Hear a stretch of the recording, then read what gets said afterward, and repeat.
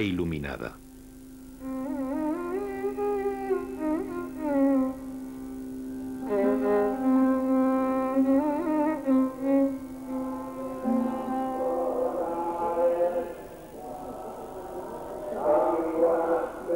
El budismo es una religión sin Dios, sin profetas, sin revelación, sin misericordia arbitraria y sin condenación eterna.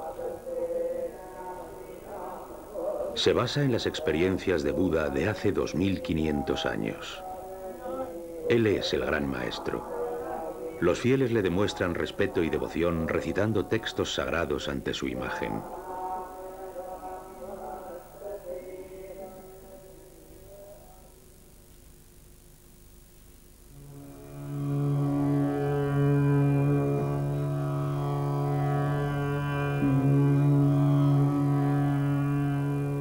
El Ganges, el río sagrado de la India cerca de Varanasi, una ciudad de 3000 años de edad y llamada Benarés por los ingleses. Una de las ciudades más sagradas de la India. Ya entonces era un centro religioso en el que se ofrecían sacrificios de sangre a los dioses védicos. Los sacerdotes brahmanes ya llevaban 900 años gobernando cuando en el siglo VI a.C. hubo grandes cambios espirituales en la India. Las nuevas enseñanzas de los Upanishad abolieron las antiguas divinidades. Fue una época de gran esplendor del pensamiento indio respecto de lo filosófico y lo religioso. Fue en esta época cuando Buda vivió y enseñó aquí, al norte de la India.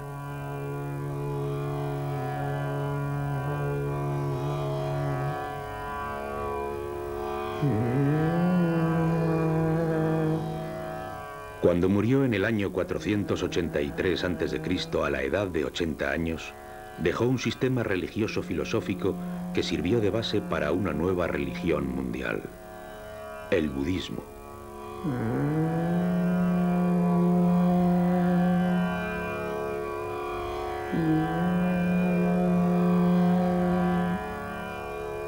Según la tradición, Buda ya había alcanzado un gran desarrollo espiritual en vidas anteriores, por lo que nació ya especialmente aventajado. Recibió el nombre de Siddhartha, que significa uno que está dotado con los mayores talentos. Un sabio predijo a los padres que su hijo sería un gran soberano o maestro.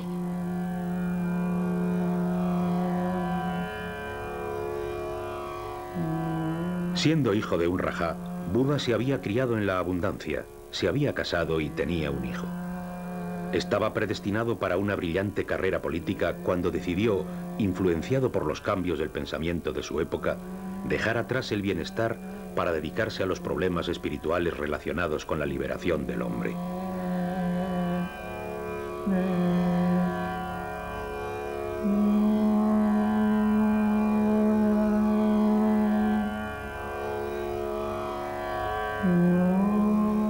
A la edad de 29 años abandonó el palacio de su padre para vivir hasta su muerte como monje peregrino pidiendo limosna. Estudió con varios maestros, pero los ejercicios yógicos y las enseñanzas upanishádicas resultaron ineficaces para su búsqueda de la verdad. Entonces probó con la vida ascética. Ayunó de tal forma que estuvo al borde de la muerte. Sin embargo, no encontró la iluminación.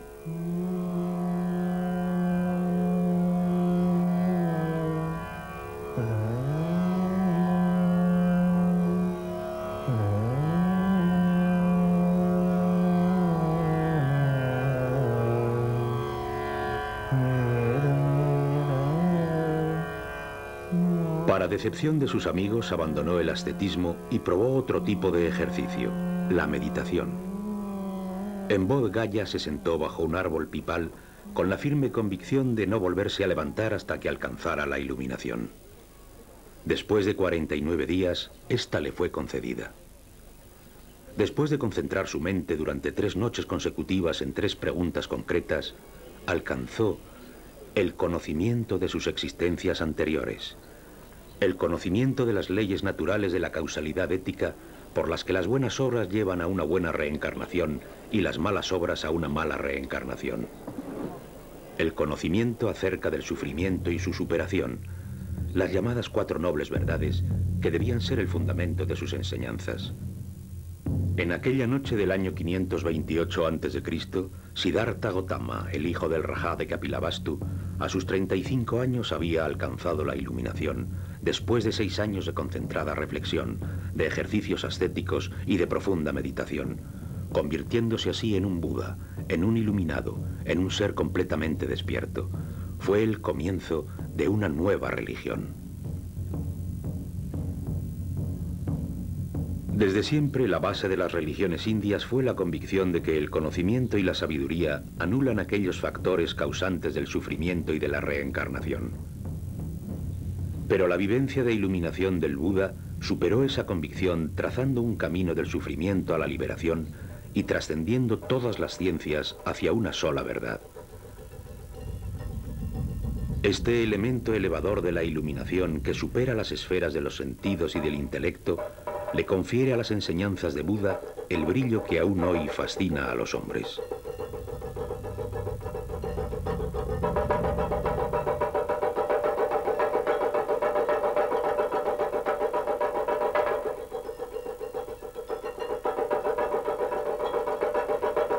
En el aniversario de su iluminación, acuden a Bodh Gaya para honrar la luz que trajo Buda. No se celebra el cumpleaños de una persona, sino el aniversario de una vivencia espiritual.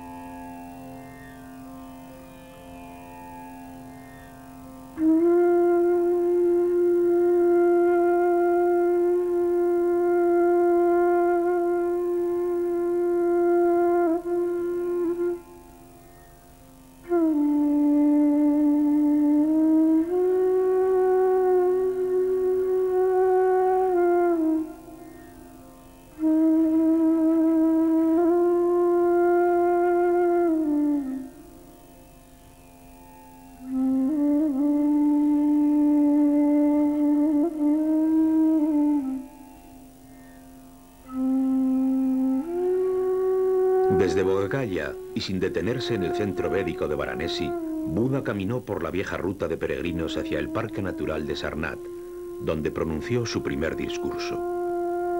En él rechazó los dos extremos, el extremo del placer y del goce y el extremo de la penitencia ascética. Solo el camino medio llevaría al conocimiento superior y liberador a través de las 4 nobles verdades. En un discurso posterior, Buda explica que no existe un alma eterna con entidad propia e independiente, ni un yo que sobreviva a la muerte física. Expresa que la reencarnación no se lleva a cabo como una transmigración del alma, sino que se trata de un proceso regido por las leyes naturales, dependiendo exclusivamente de la conducta ética del individuo.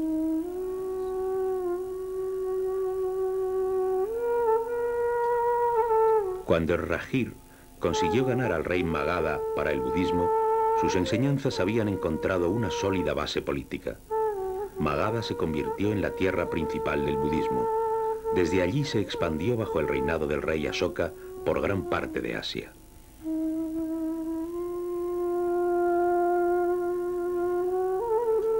Asimismo, durante su estancia en Rajir, Buda había llamado la atención de un rico banquero y comerciante de oro del vecino reino de Kosala.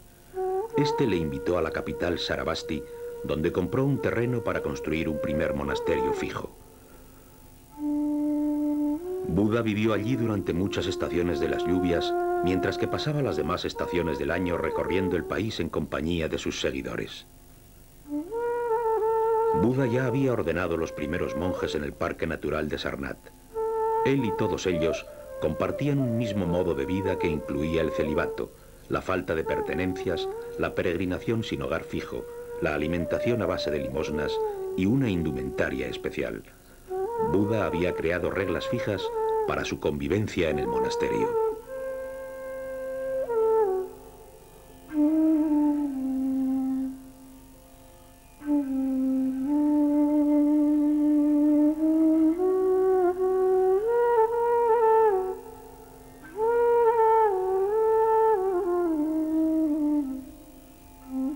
Nalanda, a 90 kilómetros al norte de Patna, en el estado de Bihar. Antaño fue un centro de estudios budistas y profanos al norte de la India. En el siglo II, el rey de Magadha fundó esta universidad budista como monasterio, y este fue transformándose en universidad que durante siglos fue uno de los grandes centros de la sabiduría a nivel mundial. Se dice que aquí vivieron hasta 10.000 monjes durante su época de mayor esplendor. Además de la filosofía budista, se estudiaban lógica, matemáticas, medicina y otras ciencias.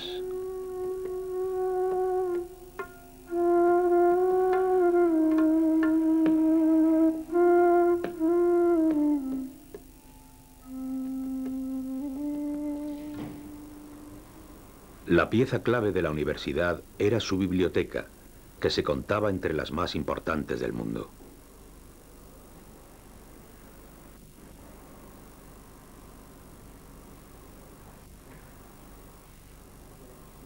Los estudios de los textos canónicos son tan extensos que es casi imposible llevarlos a cabo a lo largo de una vida.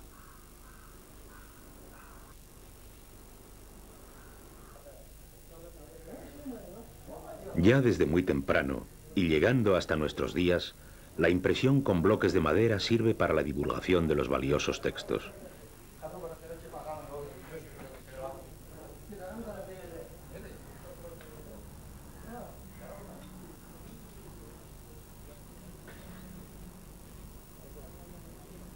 Las enseñanzas de Buda al principio se transmitieron por tradición oral.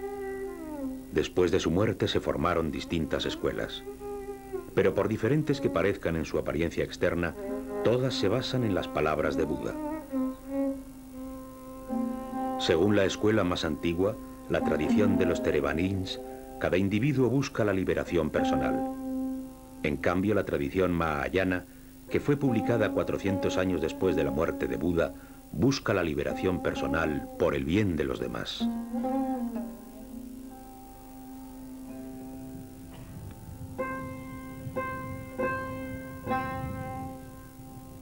Para meditar, los monjes se retiraban a los monasterios excavados en las rocas distribuidos por todo el país.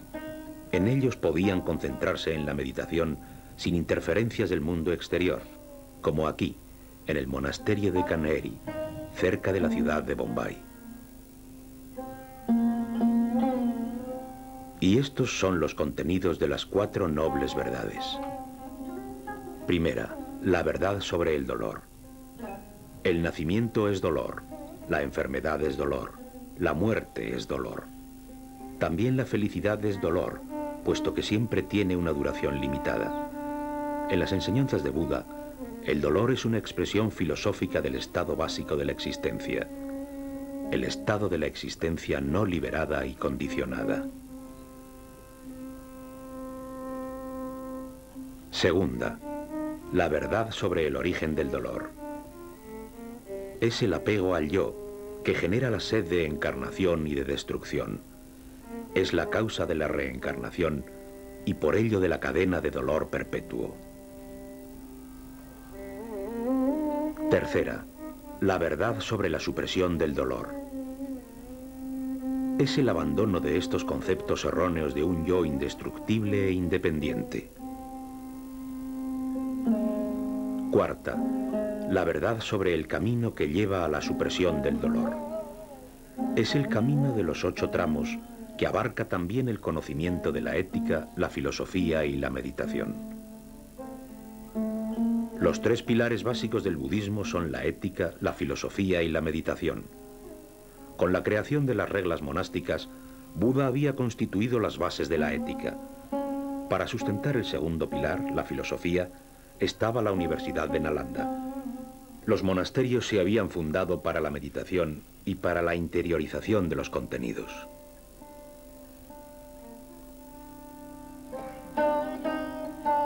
El monasterio excavado en la roca de Pitalkhora.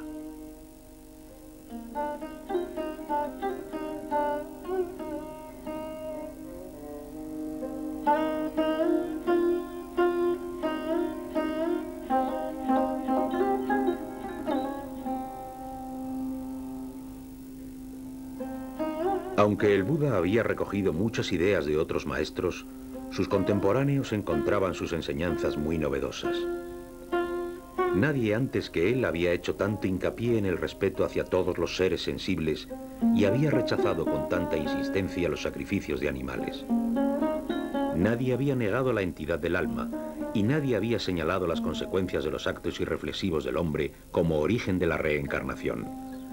Nadie había hablado con tanta claridad y elocuencia del sufrimiento de toda existencia. En la doctrina de Buda llamada Dharma, se unían viejas y nuevas conclusiones en un sistema armonioso que era fácil de entender y al mismo tiempo iba más allá del mundo de los sentidos, siendo a la vez profundo y de gran alcance.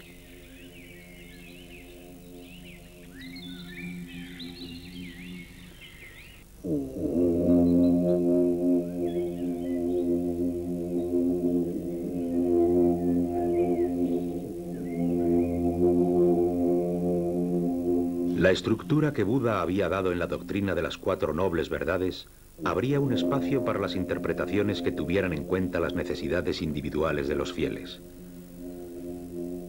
Lo decisivo no son ni la doctrina ni el dogma, sino el hombre que los emplea según sus propias capacidades y necesidades. Más allá de un núcleo central, la enseñanza deja un espacio de acción para muchas escuelas, además de permitir una gran pluralidad. Con ello no solo se impulsa la tolerancia y el respeto entre las mismas, sino también frente a otras religiones. La conciencia y la sabiduría acerca de lo efímero de todas las cosas y sucesos actúan de contrapeso frente a cualquier fundamentalismo, puesto que no hay nada absolutamente bueno ni malo, falso ni acertado, no hay lugar para el dogmatismo.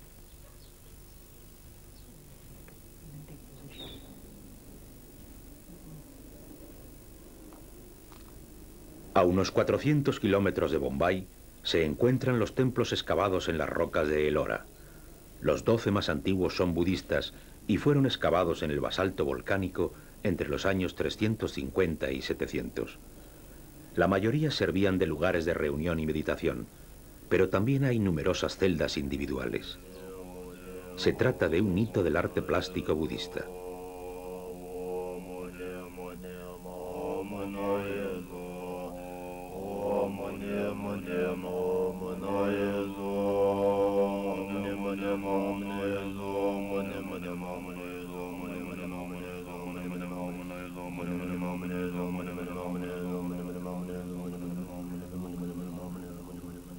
Estas son las bases de las enseñanzas del Buda. La existencia en su totalidad es dolor, porque todo ser vivo está condicionado por los fenómenos del dolor, de la vanidad, de la pérdida, de la separación y de la negación.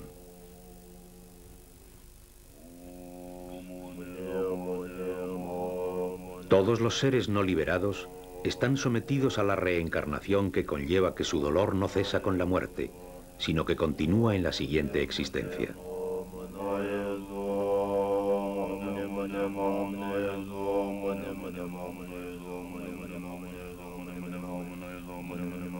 La reencarnación se rige por los actos del hombre. Las buenas acciones llevan a una reencarnación en una condición mejor, y las malas acciones llevan a una próxima existencia en peores condiciones. Buda halló este condicionamiento ético como ley natural.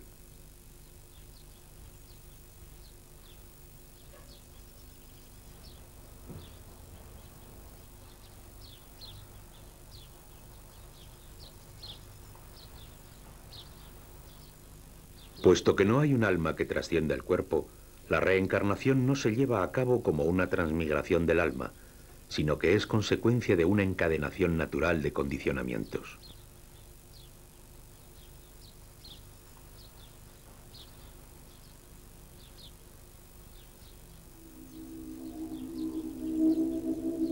El motor que mantiene en marcha la rueda de las reencarnaciones es la ignorancia humana sobre la entidad de la propia existencia y sobre las manifestaciones del mundo.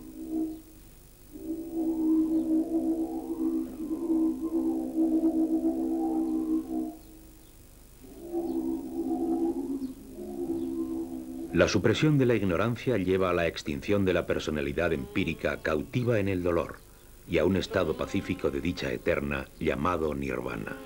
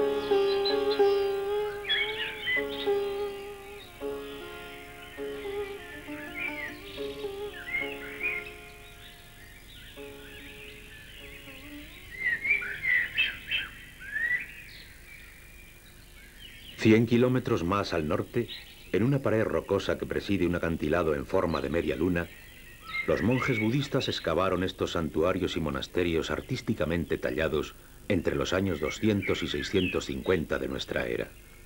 Son las cuevas de Ayanta.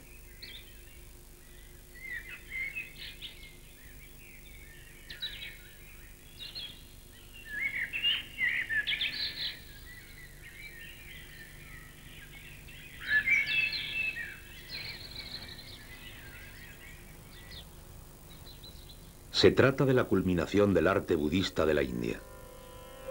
Las pinturas murales son únicas. Muestran escenas de la vida de Buda como las cuentan las leyendas, pero también hay seres fantásticos, flores, plantas y animales.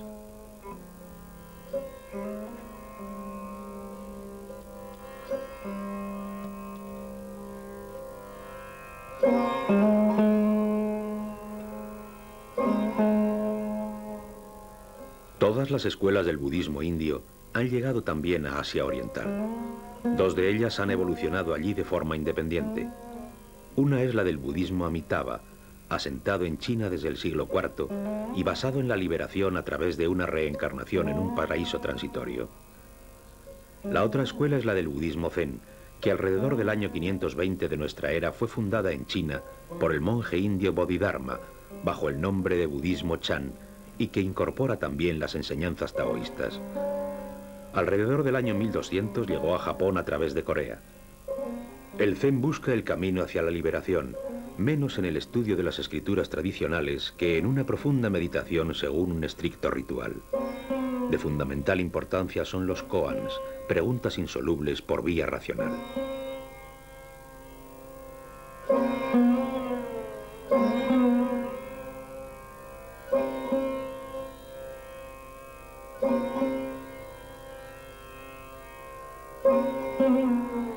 El budismo temprano había propagado la liberación de la reencarnación a través de la autodisciplina. El Mahayana introdujo como nuevos caminos hacia la salvación la comprensión del desapego y de la liberación, el nacimiento en un paraíso intermedio de un Buda trascendente y la ayuda de bodhisattvas trascendentes. En los textos sagrados de Theravada y de Mahayana, los sutras, se ha fijado por escrito la enseñanza de Buda después de un período de tradición oral.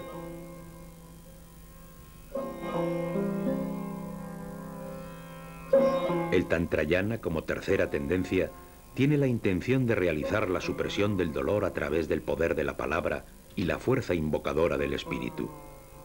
En sus rituales, que están recogidos en los escritos del Tantra, deben ponerse en marcha todas las capacidades del espíritu para despertarlas y desarrollarlas en su totalidad.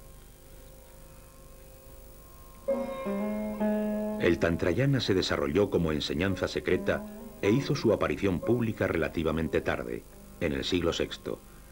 En el siglo VIII, las enseñanzas tántricas se convirtieron en objeto de estudio de las universidades budistas. Durante su apogeo llegaron al Tíbet, donde incorporaron elementos de la religión animista que perduran hasta nuestros días.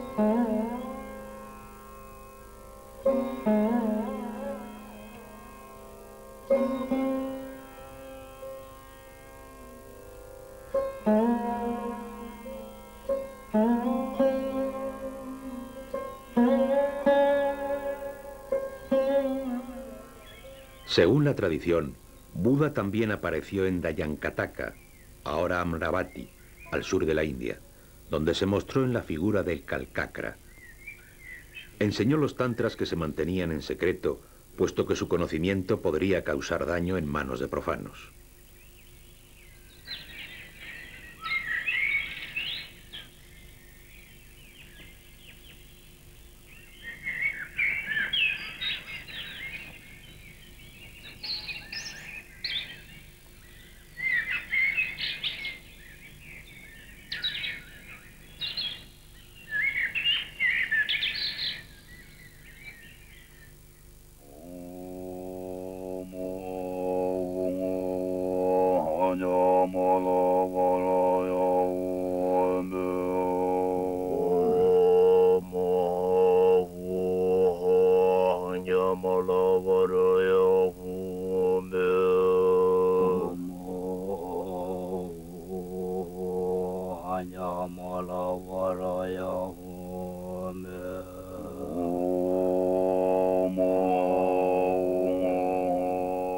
A instancias del rey Suchandra de Shambhala, del mitológico imperio budista, posteriormente revisado y reavivado por el rey Manjusrikirti, Buda dio la doctrina tántrica adoptando, según dice la leyenda, la forma del Kalakakra.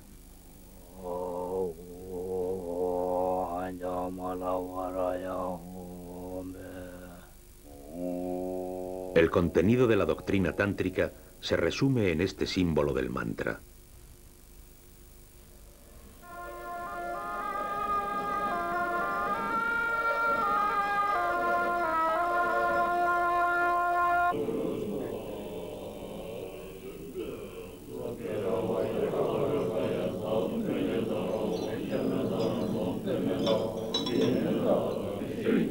El Dalai Lama, el jefe espiritual del Tíbet, ha conservado la doctrina hasta nuestros días. Para difundir la influencia positiva que tiene sobre el espíritu de los iniciados, ha decidido hacer pública la doctrina. Cerca de 40.000 personas, en su mayor parte tibetanos exiliados, han venido a Mungod, al sur de la India, para recibir la introducción en el Kalakakra, la rueda del tiempo.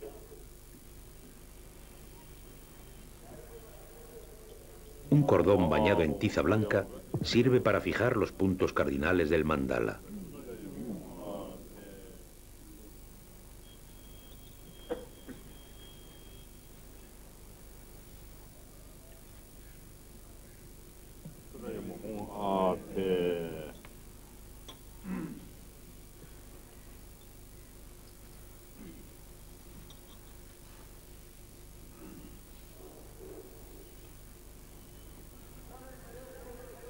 El trazado de cada línea se acompaña con la recitación de un mantra.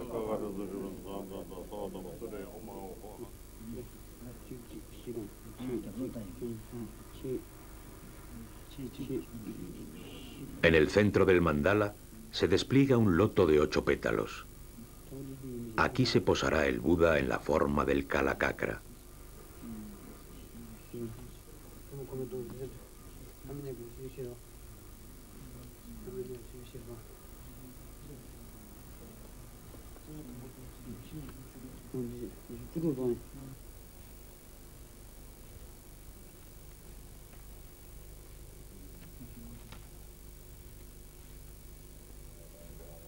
Cada una de las criaturas cósmicas de las distintas esferas ocupa su propio lugar.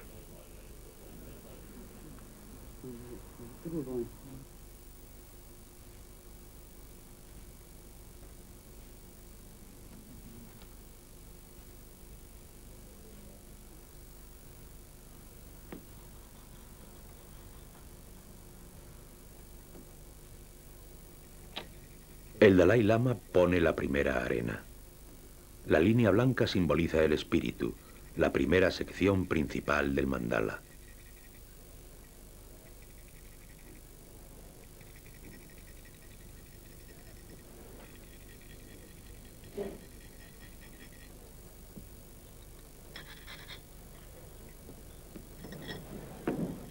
La segunda línea en rojo está relacionada con el discurso, la parte media del mandala.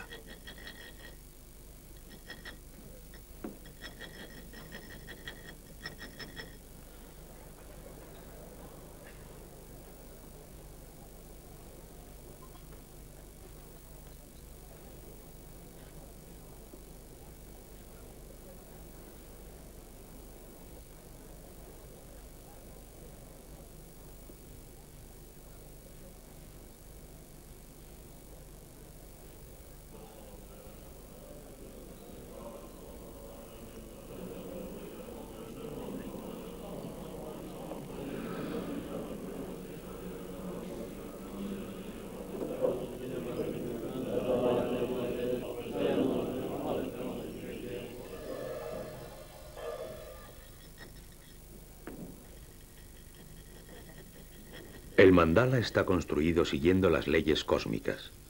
Su confección exige un trabajo minucioso, gran precisión y mucha paciencia.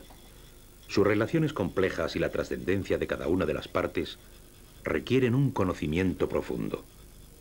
El más mínimo cambio en uno solo de los detalles cambia el significado de toda la estructura y con ello el efecto deseado.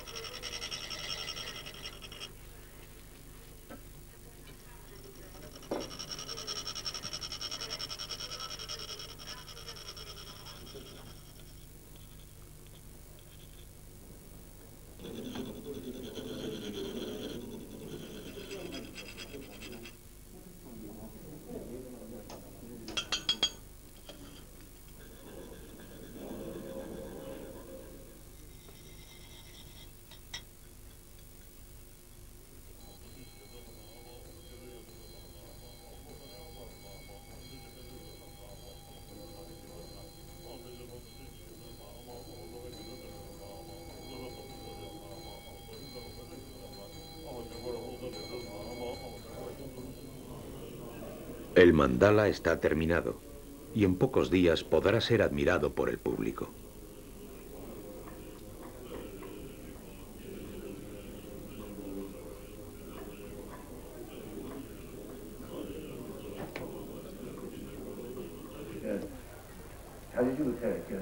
El Dalai Lama prepara la introducción al acceso al mandala, recordándoles a todos los presentes la estructura básica del budismo, las 4 nobles verdades.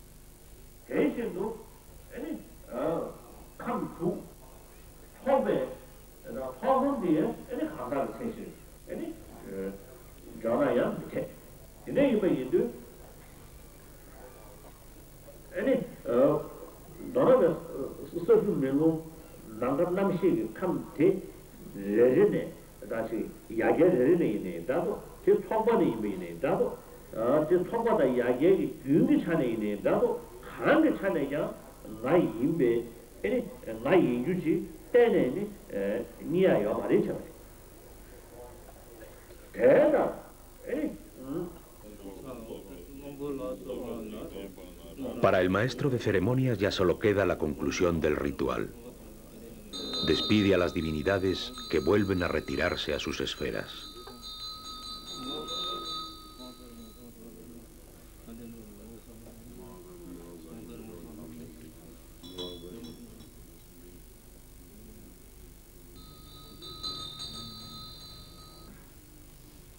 Con ello, el mandala pierde su significado y puede ser destruido físicamente.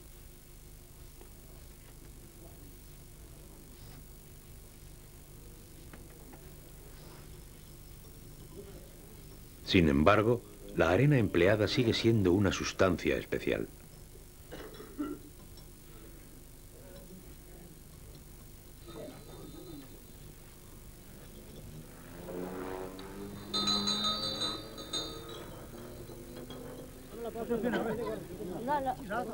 La arena es entregada a los nagas que habitan las aguas para que sirva de impulso a la naturaleza.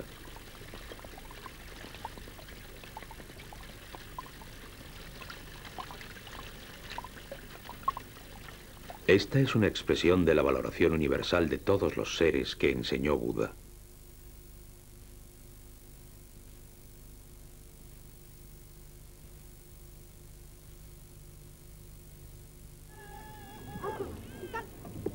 Durante 45 años, Buda recorrió el norte de la India a pie y pidiendo limosna. Solo durante los monzones vivía en casas fijas. Había fundado una doctrina y una orden monacal. En una noche del año 483 llegó la gran extinción. Buda murió en la pequeña población de Kusinagara.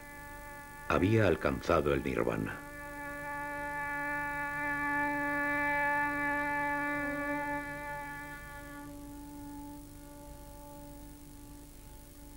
De pie, sentado y tumbado, son las tres posturas principales del hombre que simbolizan el nacimiento, la iluminación y el nirvana. El Buda recostado caracteriza el budismo como una religión del pacifismo, del equilibrio, de la calma y de la tolerancia.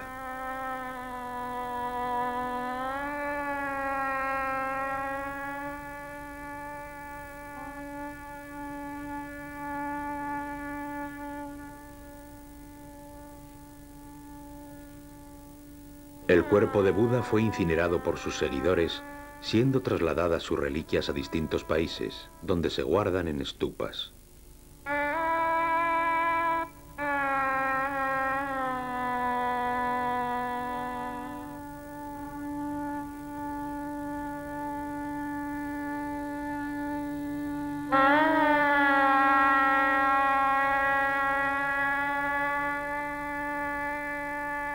Los discípulos reunieron los discursos de Buda. Así fue conservada su enseñanza.